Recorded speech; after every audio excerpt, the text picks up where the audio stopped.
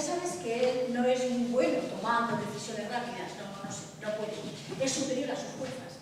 Claro que tampoco lo soluciona con el tiempo, con lo cual tampoco toma decisiones lentas. Y sí, claro, esto es un inconveniente, no toma ningún tipo de decisión. Y a la pregunta de cómo soluciona los problemas, él suele decir que mejor es que las cosas se coloquen por su propia inercia. Me había comentado muy por encima un pequeño problema con el principio del espectáculo. Era una especie de dilema. Por un lado, la solución que tenía hasta ese momento le parecía bien, pero por otro lado, quiero decir que no tenía claro lo de la presentación. No se verá de estos puntos. Mira, en los espectáculos anteriores había una presentación, o como él decía y yo decía, un texto a modo de presentación. Es decir, que la presentación no necesariamente tenía que ser una presentación, sino algo que pareciera una presentación. Y ahora veo que no tenía nada claro en cuanto a este asunto, porque si la presentación no necesariamente tenía que ser una presentación, tampoco estaba seguro de que tuviera que existir la presentación propiamente dicha. Y todo esto era porque no quería repetirse, o por lo menos no quería repetirse lo de las presentaciones. Sin embargo, no paraba de hablar de ella, y cuando yo le sugería algún otro tipo de comienzo, él, sin yo entender por qué, volvía sistemática y enfermizamente al asunto de la supuesta presentación. Incluso relataba para sí que el comienzo de la supuesta presentación le atormentaba, porque no era capaz de encontrar otro. Y ahora me pregunto si le atormentaba porque no era capaz de encontrar otro por el contenido en sí o por ambas cosas a la vez. El caso es que no estaba satisfecho con el asunto de empezar explicando en qué consistía el espectáculo. Por un lado, el título le apasionaba. Era una frase que tenía en mente desde hacía años. Pero por otro lado le paralizaba.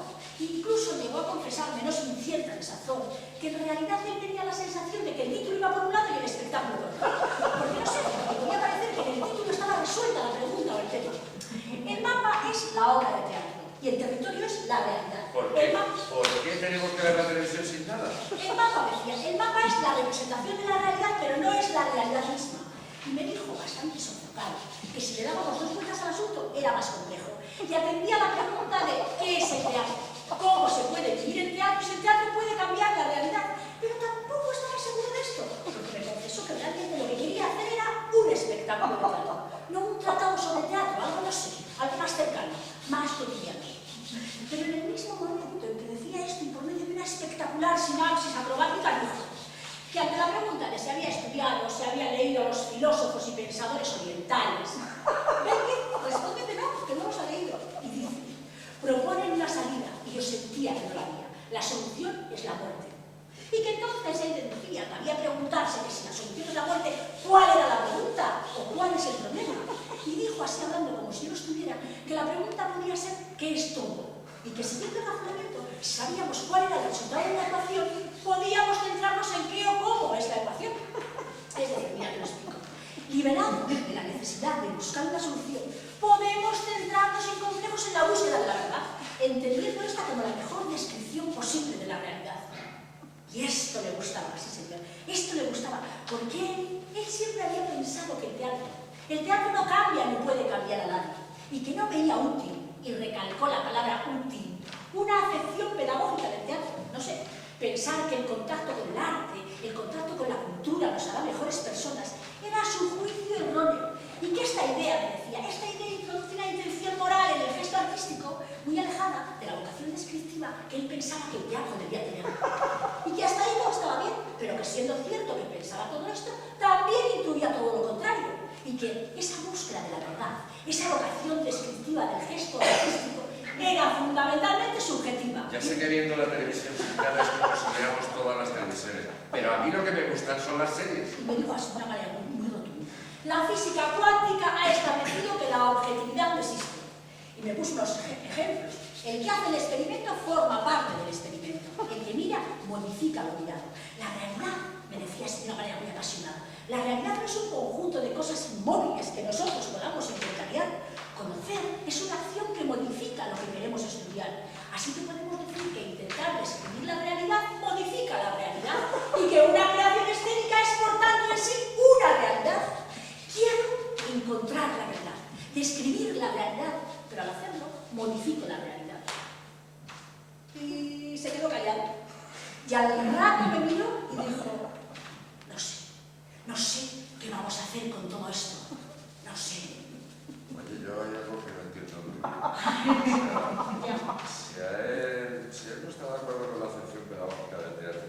y piensa que las personas no van a ser mejores por tener contacto con el arte y la cultura, entonces, ¿por qué metes esas charlas en los cruceros? Yo también le pregunté eso. ¿Y qué te digo? Pues te vas a quedar alucinado. Me dijo que lo hacía, a Lolo, que lo hacía por si acaso. ¿Qué te parece? Por si acaso. Oh, no, pero no te pongas así. Ey. Antonio, ¿dónde vas? A llamar por teléfono. De verdad, ¿Pero qué me has dicho? yo no he dicho nada.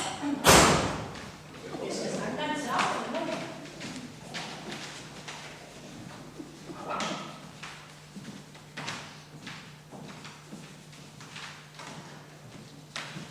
Llevaba tiempo dándole vueltas al asunto de cómo enumerar los hechos.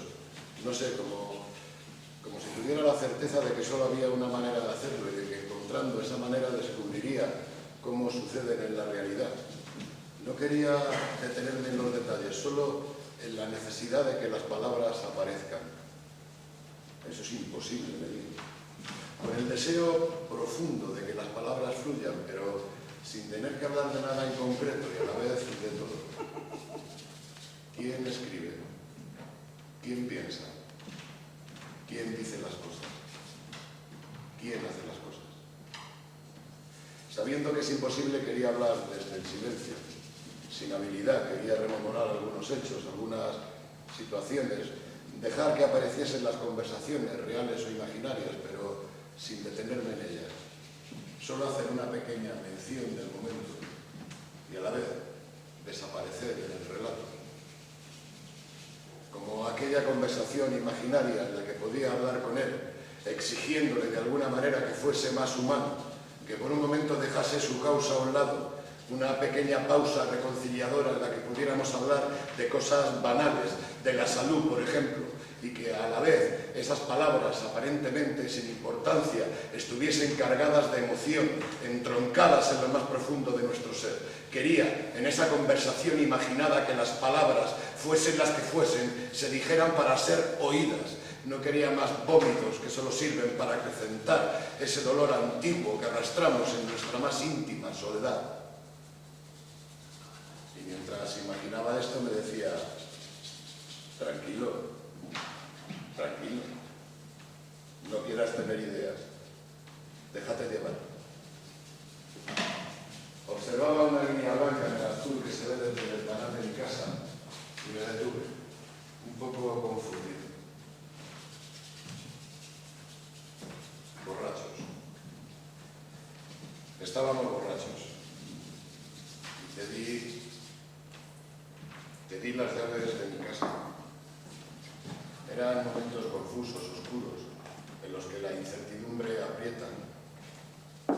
Y los dos nos agarramos a ese gesto que no sé de dónde vino.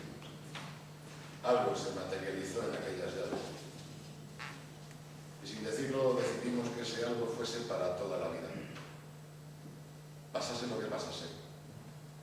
Ese gesto, esas llaves, nos marcarían para siempre.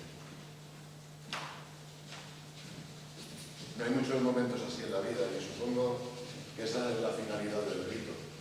Rememorar aquellos hechos, aquellas situaciones que cambiaron nuestra vida. Y supongo también que esa es la razón por la que nos subimos a un escenario. Para arder en un momento cargado de emoción, de contenido, de significado. Quemar nuestra vida en un instante arrebatador. He tratado de descubrir qué hay en el fondo de las cosas. De vislumbrar qué es lo que se agita debajo de todo lo que veo. Y me he dado cuenta de que en realidad no veo, que apenas sé lo que hay afuera. El que observa modifica lo observado, te dije. Mientras nos bebíamos la enésima cerveza mañanera y devorábamos una tapa de butifarra catalana en aquella bodeguita en que vendían vino a granel. Y te aseguro que yo en aquel entonces no pensaba en absoluto en la física cuántica. Fue nuestra primera conversación. Y no deja de ser curioso cómo la incertidumbre cuántica puede unir a dos personas. Uno Uno nunca sabe cuándo va a suceder, pero ocurre de repente. Estás leyendo algo o viendo algo y sientes ese zumbido en tu cabeza y sabes que estás ante una revelación y no sabes muy bien por qué. No sé, es como si estuvieras programado de antemano para recibir ese estímulo y al hacerlo te activaras entero. Yo entiendo las cosas de una manera física, te digo. Y en ese momento pienso que no sé si la frase es demasiado afortunada, pero es así como sucede. Yo entiendo esperando a Godot de una manera física, o por lo menos fue así la primera vez que lo leí. Yo he vivido en ese páramo, intentando no perder los zapatos todos los días y haciendo al de al lado las mismas preguntas. Soy un descampado.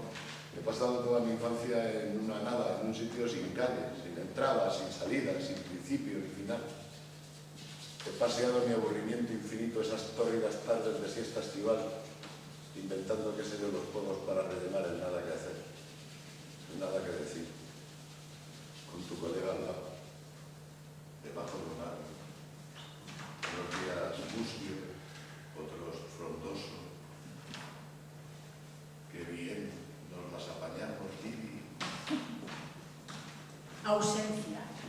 Instala tus sueños en un terreno razonable, sereno, medible. Lo mejor sería no hacer preguntas, las mismas preguntas. Y ya no aceptas los regalos, los pequeños regalos de los árboles, de los pájaros, de los perros, de tus ojos.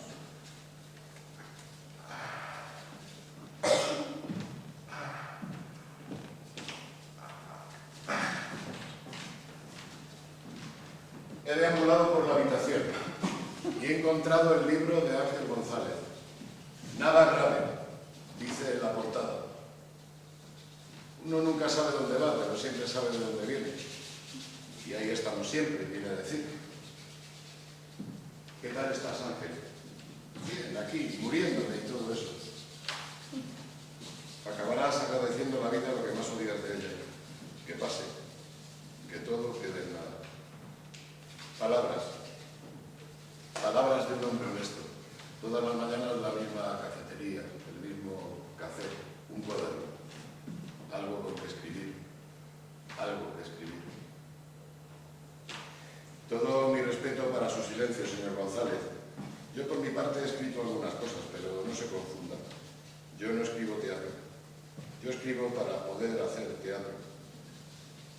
Una obra de teatro es un estado de ánimo, la descripción de un estado de ánimo. Y olvidarte de lo que dicen los del monopolio de la dramaturgia. Es imposible vivir sin tener la sensación de que va a ocurrir algo. Sea como sea, siempre nos hacemos ilusiones. Un placer haberle leído, don Ángel. Yo, por mi parte, voy a seguir a la deriva. De todas formas, lo que queda, tampoco ya, sería suficiente si durase. Ángel González. Se está instalando en el aire una sensación de final que no sé, que me lo hace irrespirable. Como si esto estuviera visto para sentencia o algo así. El caso es que no quiero profundizar en el asunto. Así que voy a poner una canción que acompaña el momento.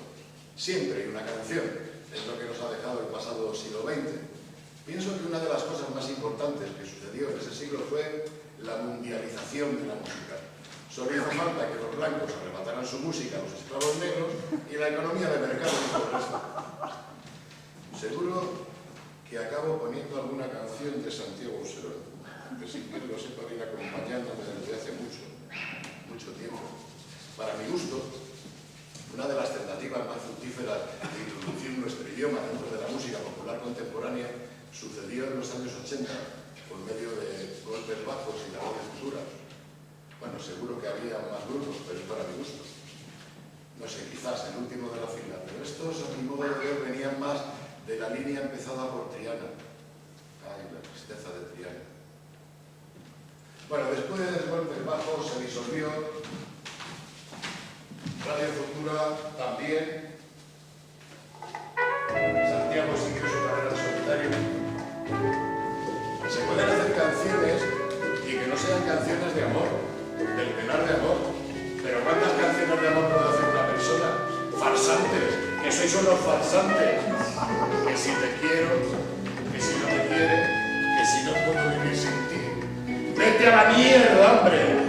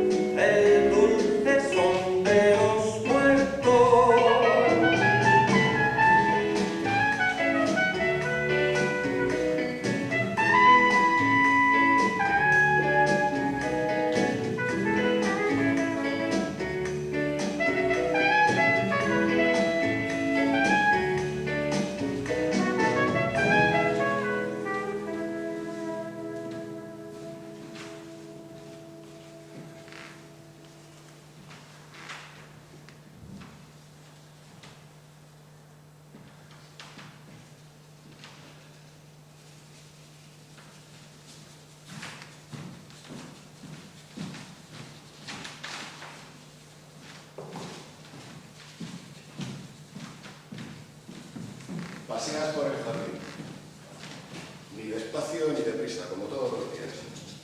A veces observas los árboles y a veces no observas nada porque vas dentro de ti mismo. Y esa mañana, sin saber muy bien por qué, me equivoco de camino, porque yo hago todos los días el mismo recorrido. Y al dar la vuelta al recodo que hace el seto, veo una paloma que hace algo muy raro en el suelo. No puede volar. Y aterrorizada por mi presencia se arrastra penosamente y trata de ocultarse detrás del arbusto. Y yo miro a la paloma y pienso que podría pensar que la situación de la paloma es una metáfora de mi situación en la vida. Y en ese mismo momento pienso que lo de las premoniciones son solo palabras para que sea lo que sea que esté pasando que tenga algún sentido. Y dejo atrás a la paloma mi miseria mental, dejo atrás con su miseria física y sigo andando. Me di cuenta de que cada vez ando más deprisa y de que yo también estoy huyendo y de que no puedo quitarme de la cabeza la imagen de la paloma arrastrándose penosamente por el suelo. Y sigo andando. Y mi cerebro en una cosa y mi cuerpo en otra y así todo el puto día.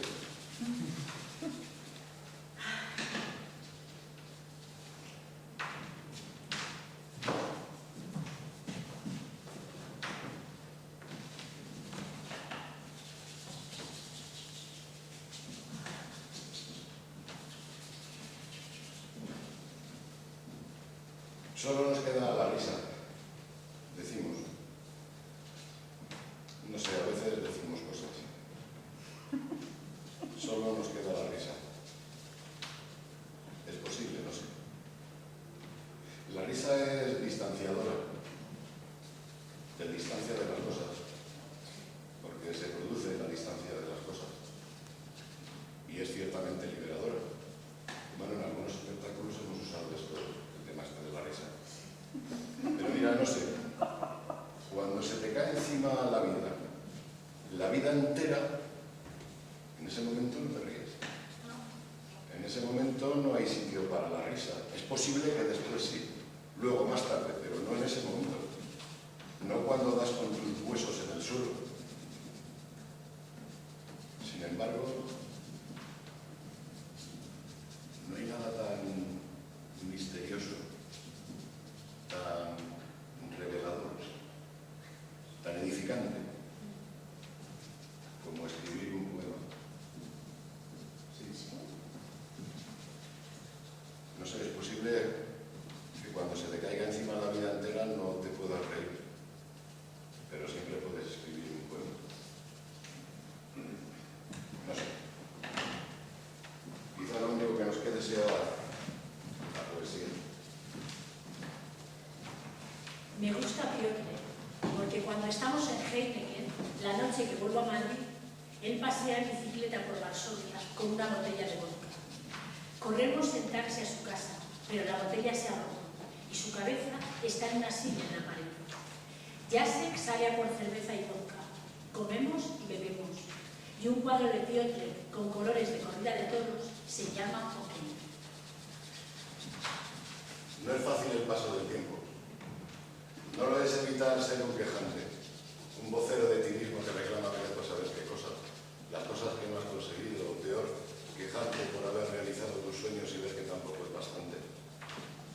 No es fácil poner tu experiencia encima de la mesa, darle forma y presentarla como una posibilidad. Cada vez que escribes una palabra o que haces un gesto en el escenario, amplías el horizonte y llamas a las puertas de la esperanza. Es inevitable ampliar el camino, intuir a través de la niebla que hay algo más. Y sin embargo, siempre acabas dando con tu cabeza contra un muro, todos los días. Y te preparas, y llevas las herramientas adecuadas para atravesarlo, y lo intentas una y otra vez. Y nada, de nada, de nada, de nada, de nada. Nunca entendí el escenario como un oficio, sino más bien como una posibilidad, como una especie de privilegio. En el escenario se crea y se destruye vida continuamente. No hay derechos. Puede parecer que las reglas las impones tú, pero es incierto. Hay que irlas descubriendo poco a poco. Como los niños cuando juegan, que se pasan la mayor parte del tiempo discutiendo sobre cómo hay que jugar el juego. Pues igual. En el escenario es saber cuándo moverse y cuándo estar quieto. Desaparecer estando. Darle una posibilidad a la vida. El teatro o el arte son solo una manera de vivir. Ha sido el mercado del arte y la historia del mercado del arte los que han impuesto las reglas, el concepto de originalidad, de producto, definiciones, definiciones, definiciones. Muertos vivientes encima de un escenario, sucesión de acontecimientos previsibles, sin incertidumbre, sin ese pequeño temblor de lo incierto. Y dale con el mundo, la incomprensión. Como si esto se tratara de entender. No hay nada que entender. Se trata solo de poder vivir, de poder mirar a los ojos de la muerte. Y otra vez el muro. Tu cabeza contra el muro. Debemos estar preparados para el desprecio de los demás y aún así continuar con la misma determinación. Venía a decir algo, el pobre Vincent, que probablemente fue el más pintor de todos los pintores. El único en no querer rebasar la pintura como medio estricto de su obra, en palabras de autor. No pinta, esculpe, escribe, canta, baila, actúa, o lo que coño sea que haga en la vida para escapar del infierno, de tu infierno. Siempre hay una terrible tormenta en mi cabeza. Desconozco el significado de la palabra felicidad y desde luego no me planteo averiguarlo. Solo trato de disfrutar de los momentos neutros, de los momentos en los que esa especie de desesperación se calma y en un momento de calma de la tormenta escribo.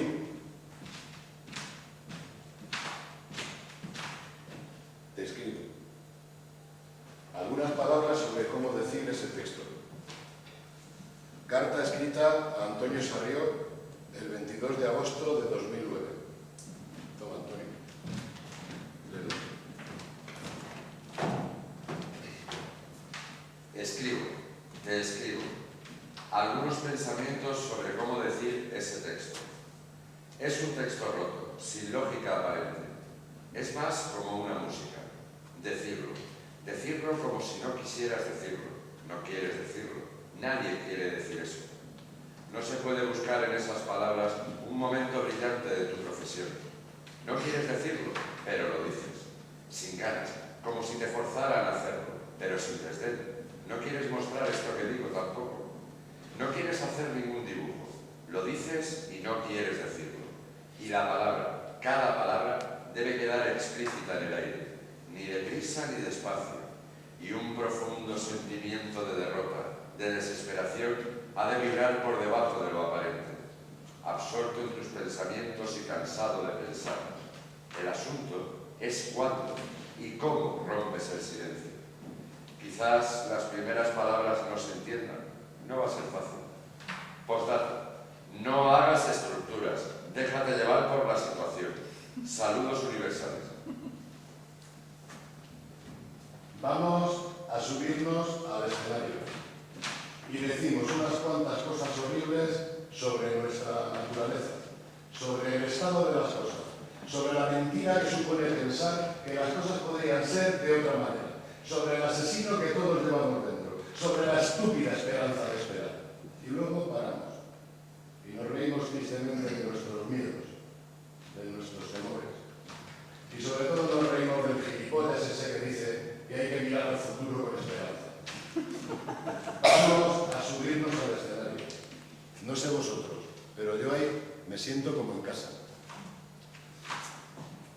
Todo estaba bien. El frío había desaparecido. Nuestros cuerpos, acariciados por suaves rayos de sol, paseaban perezosos por un mundo que nosotros mismos habíamos creado. Y nuestra ironía era fuente de diversión. Y había una cadencia de amor en el aire, un rumor de falta de angustia. Y sin embargo, no sé por qué, me parecía que todo a nuestro alrededor se caía a pedazos y nadie prestaba mucha atención.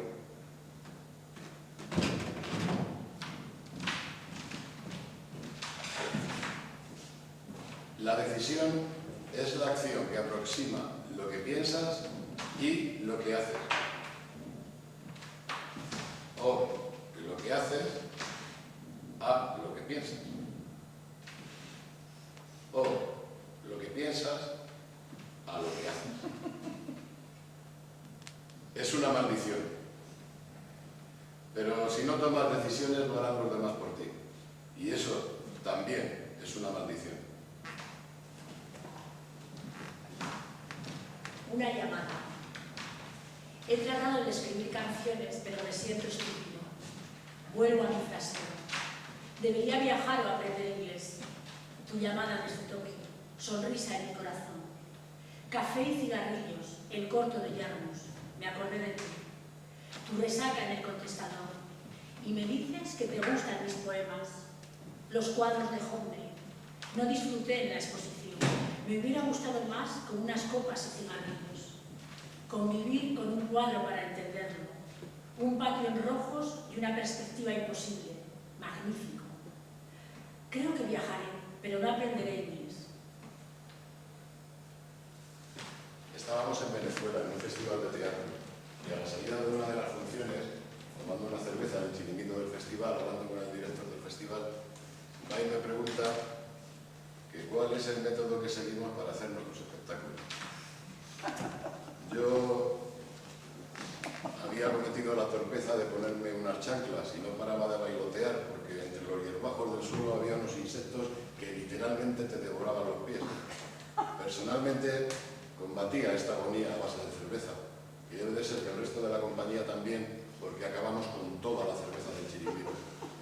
El caso es que, tal y como me hizo la pregunta, yo me sentía obligado a tener un método y trataba de explicarle, torpemente, no lo sé explicarme, que nuestro método consiste en que no tenemos método. Pero como cuando dije esta frase me pareció una gilipollez enorme, pues trataba de ampliar la idea, pero de una manera tan confusa que debía de parecer un imbécil. Y debió de ser así, porque la conversación cambió radicalmente de tema. Y acabó contándome que había tenido que comprarse una pistola porque habían entrado varias veces en su casa mientras dormían y les habían desvalijado la casa. Todo esto me lo decía mientras ya cerraba el chiringuito y nos disolvíamos. Camino del hotel le pregunté que para qué se había comprado una pistola, que lo único que conseguirá, pensé, será que la próxima vez que entren en su casa le roben todo lo que tiene y la pistola también. Y que lo del método para hacer espectáculos es algo así como lo de la pistola, que no sabes muy bien para qué la tienes. Y que lo que tienes que hacer es estar despierto. Y que el único método que yo percibo es algo así como conseguir algo que no tienes y que por supuesto no sabes si existe. Esto de no saber explicarme no es solo torpeza, he pensado en ello detenidamente y atiende que cuando me hacen ese tipo de pregunta de por qué hago lo que hago o cómo hago lo que hago, mi respuesta siempre se basa en una mentira estructural que me pone muy nervioso. Es cierto que hay algunos aspectos del trabajo que se basan en razones más o menos sólidas, pero también es cierto que el teatro es una acción y que su realización pasa por momentos tan confusos, tan absurdos, a veces tan estúpidos, que siento que cuando me explico, todo lo que digo es inventado. Y lo peor es la concatenación de los hechos. La estructura en la que escribo los acontecimientos es absolutamente caprichosa. Así que cuando me hacen ese tipo de pregunta, más que responderla, lo que me gustaría sería hacer un espectáculo a mí mismo, cosa que es imposible. Con lo cual me entra una especie de caos neuronal de tal calibre que mi interlocutor debe de pensar que tengo algún síndrome neurológico o algo por el estilo, algo parecido a lo del hombre que confundió a su mujer con un sombrero. Alguien, impresionado por su trabajo, le preguntó a un actor japonés de teatro no que cómo hacía lo que hacía. Y el actor le respondió: tengo más de 40 años y hago esto desde los 7. No sé, para mí la respuesta es más que suficiente. Poema para contestador automático. Me hubiera gustado comprarte un teléfono para que dejes poemas en los contestadores. Dejo un mensaje en tu contestador. Hola, soy Carlos. Estoy en casa, miro por la ventana. Recuerdo unas palabras tuyas sobre la historia. Háblame, siempre me gusta lo que dices. Fuimos a Berlín a actuar a Tágeles hace mucho tiempo, esto hará por lo menos 20 años. Bueno, acababa de caer el muro de Berlín, no sé si ya lo sé. Tágeles es todavía una casa ocupada por artistas. Lo que sucedió fue que cuando cayó el muro de Berlín, toda la gente ocupa y alternativa de Berlín Occidental salieron corriendo para ocupar una zona de nadie que había detrás del muro, en la parte del este, que estaba llena de edificios, y ocuparon barrios enteros, entre ellos Tágeles. Tágeles había sido unos grandes almacenes que debieron de construirse en los años 20 o 30, debieron ser importantes en su época porque era un edificio enorme. De hecho, dentro tenía lo que había sido un cine. Se conservaba la fachada, bueno, estaba tal y como había quedado después del bombardeo de la Segunda Guerra Mundial. Se conservaba la fachada y toda la estructura del edificio, aunque por dentro estaba en ruinas, pero la parte de atrás no, la parte de atrás estaba medio derruida y se veía toda la estructura de las habitaciones. Bueno, en Tágeles había una actividad política y artística infernal, como infernal era el frío que hacía en noviembre cuando llegamos allí, que no había calefacción ni nada de eso. Bueno, no tuvimos demasiado problema con el idioma porque había muchos españoles. De hecho, el día que llegamos nos tenían preparadas unas lentejas para cenar. Fuimos a dar un curso de teatro de una semana y a hacer unas actuaciones de un espectáculo que teníamos sobre Lorca. El curso consistía, pues, Bueno, más o menos lo que hacemos siempre. Mostramos una serie de técnicas sobre la voz, sobre técnicas de improvisación, ejercicios psicofísicos. De lo que se trata es básicamente de dar una paliza física tan grande a los cursillistas, de tal manera que cuando tienen el cerebro vacío o totalmente ocupado con sus múltiples dolores musculares, pues nosotros les decimos que hagan algún tipo de acción teatral, pero que no se base en ningún texto teatral, sino en alguna imagen, un poema o en lo que sea, excepto en un texto de teatro, con el fin de que luego al final del curso pues hacemos una muestra. Bueno, mientras que estábamos allí nos enteramos de que había un colectivo de artistas que había hecho una exposición en la calle que se llamaba Entre Museos, y era una exposición de instalaciones que habían hecho en el paseo que hay en los museos, porque Tájeles está muy cerquita del río donde están todos los museos, el arqueológico, etcétera, etcétera.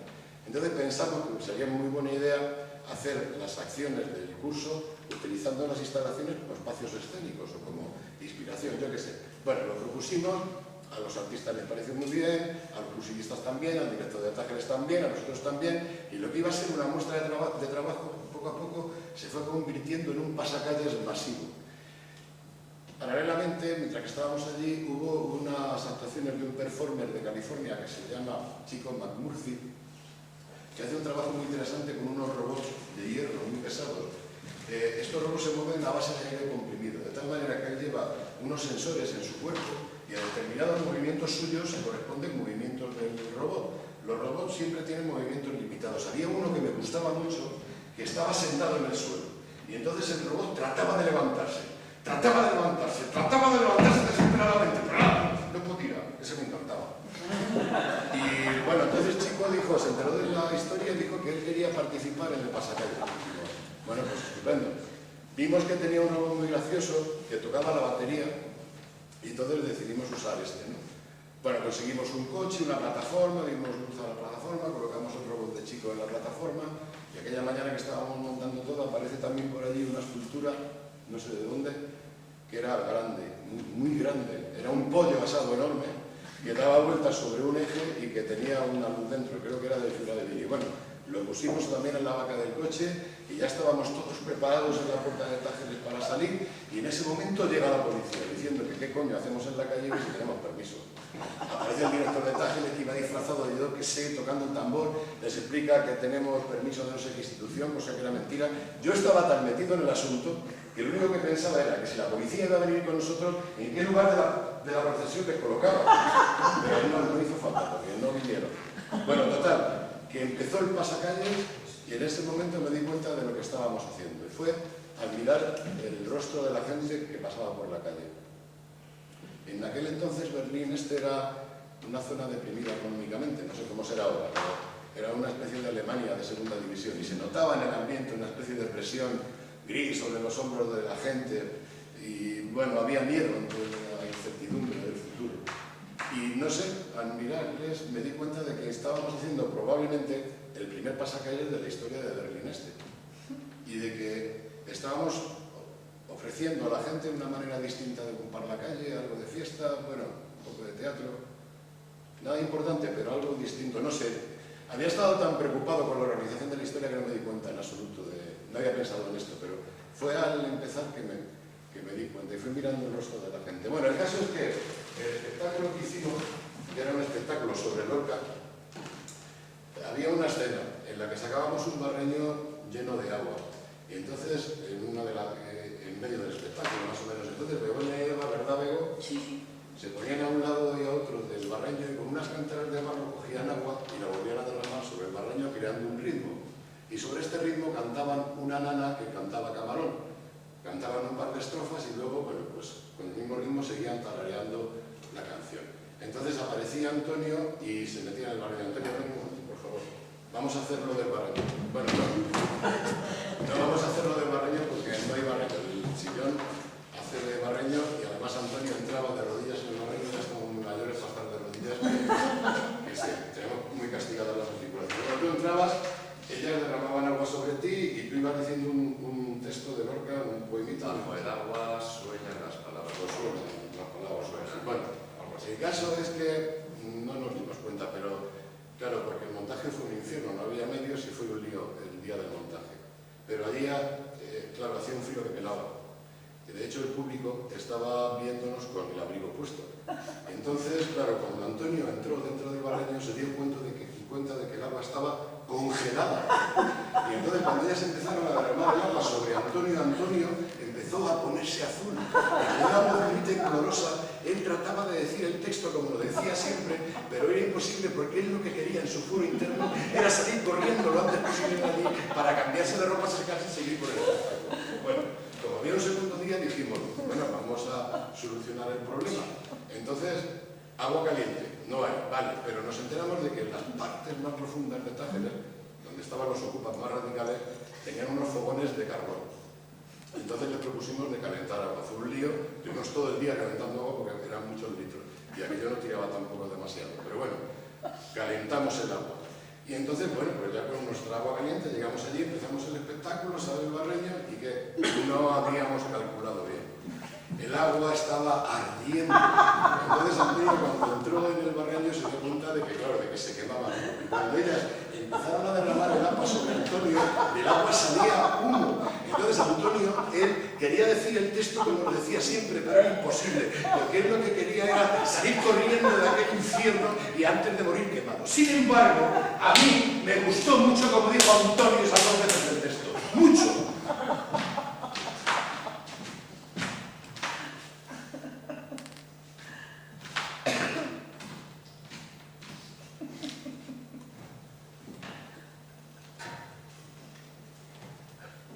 Hemos sido abruptamente arrojados a la nada.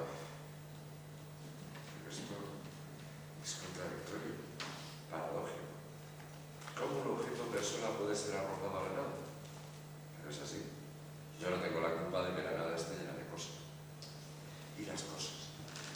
¿Dónde están las cosas cuando no las estamos mirando? Nadie lo sabe. O mejor, las cosas están ahí porque no dejamos de mirarlas. Nos turnamos enfermizamente. Guardamos rigurosos turnos para que las cosas queden fijadas y tengan un comportamiento coherente. Una legión de enfermos mentales creando reglas para que todo lo que se mueve y todo lo que está quieto esté bajo control, sin descanso. Generaciones enteras, sin descanso, vigilando para que todo esté en su sitio. Da igual que la Tierra sea plana o redonda, el caso es que no desaparezca bajo nuestros pies. Por eso no cesamos de mirarla, agujerearla, reventarla, orbitarla, porque ¿quién sabe dónde iría a parar si todos a la vez miráramos para otro lado? Pero eso es imposible, inimaginable. Todos no, impensable. Un ejército de tarados asesinos no puede hacer desvanecerse lo que sustenta su enfermedad. Nos matamos, unos matan y otros mueren, con una naturalidad en el gesto que parece predestinado, que es así, que solo puede ser así. Y mientras matamos y morimos, dictaminamos sesudos el efecto de cada causa y la causa de cada efecto. Definimos incansablemente todas las causas y todos los efectos. Ordenamos alfabéticamente todas las causas y todos los efectos. Los apilamos, explicamos, archivamos y así miramos nuestras propias atrocidades como si no fueran nuestras. Vigilamos nuestras propias atrocidades para que no desaparezcan nunca y nos sentimos especiales, diferentes de todo lo que nos rodea porque vigilamos. No perdemos ojo de cada detalle, no perdemos ojo de nosotros mismos. Nada que hayan tocado nuestras manos puede desaparecer y nos organizamos en partidas que vigilan y acechan para apropiarnos con nuestras manos de alguna carroña dispuestos a matar a nuestros enemigos. La carroña.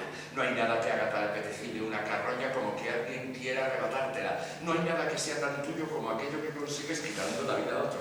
La carroña y los enemigos. Y vigilar. Vigilamos incansablemente para que la fiesta no decaiga. Y nos felicitamos por los frutos de nuestras manos que nos permiten prosperar en la idea de apropiarnos de más carroña y en la idea de acabar con nuestros enemigos. Coherente. Un ejército de tarados mentales haciéndose preguntas, malas preguntas. Las respuestas están en el acto de vigilar. Vigilar todo a nuestro alrededor. Y sigilosos y muertos de miedo. Cerciorándonos de que nada nos acecha, nos acercamos a algún cadáver y lo devoramos. Mientras seguimos vigilando. Siempre vigilando.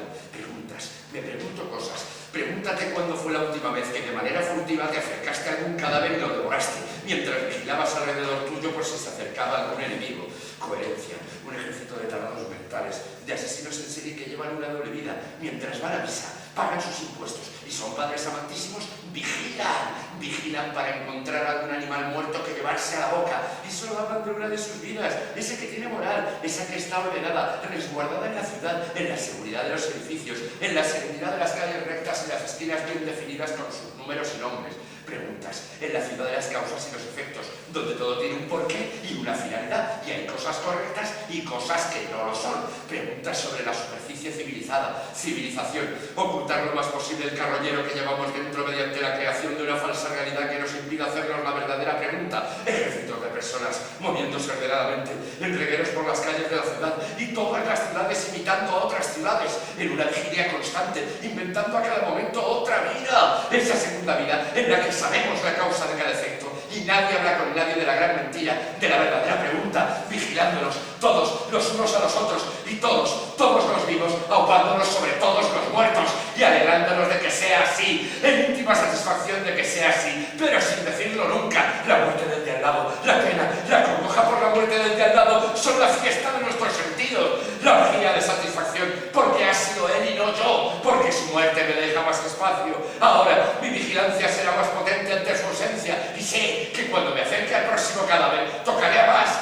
y es el triunfo de mi vida sobre su muerte. La ciudad, por eso camino por la ciudad, por sus calles rectas y definidas, sustentadas por las causas y los efectos. Preguntas, me hago todas las preguntas, excepto la verdadera pregunta, solo este juego que me aleja de la vida y de la muerte. ¡Coherencia!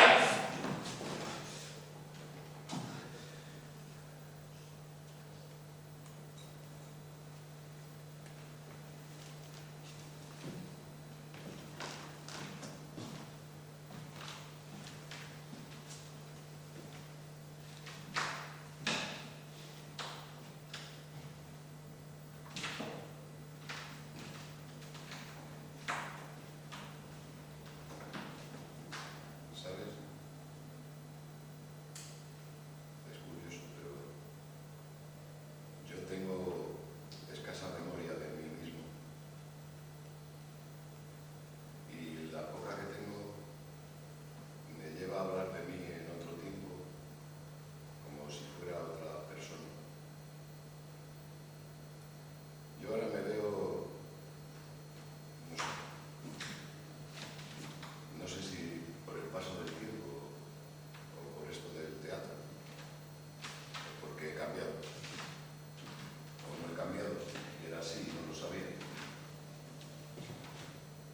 Pero ahora me veo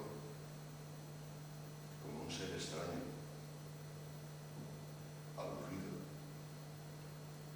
pero no aburrido de que yo esté aburrido, aburrido para los demás, maniático, con un cierto grado de resentimiento, sin nostalgia de las cosas, incapaz de superar la idea de que esto es así, esto, no sé, unos días es así, otros no, sigo haciendo cosas. Hay que hacer las cosas hasta el final. Pero es que no sé lo que es el final. No sé si es la extenuación o simplemente es el comienzo de algo nuevo.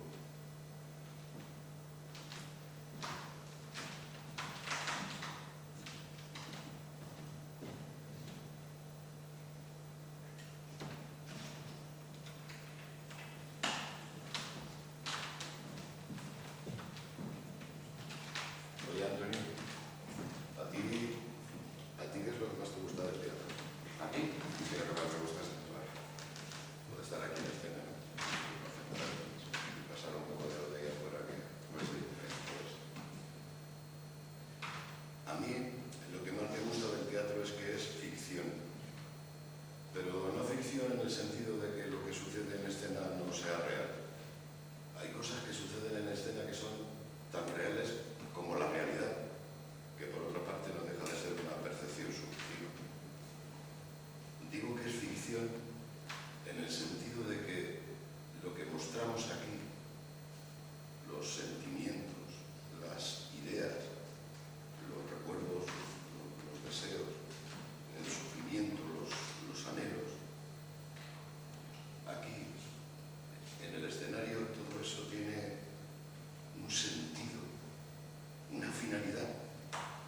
sirve para algo. Cosa que en la realidad, en el mundo, en la vida, no sucede. Pues no.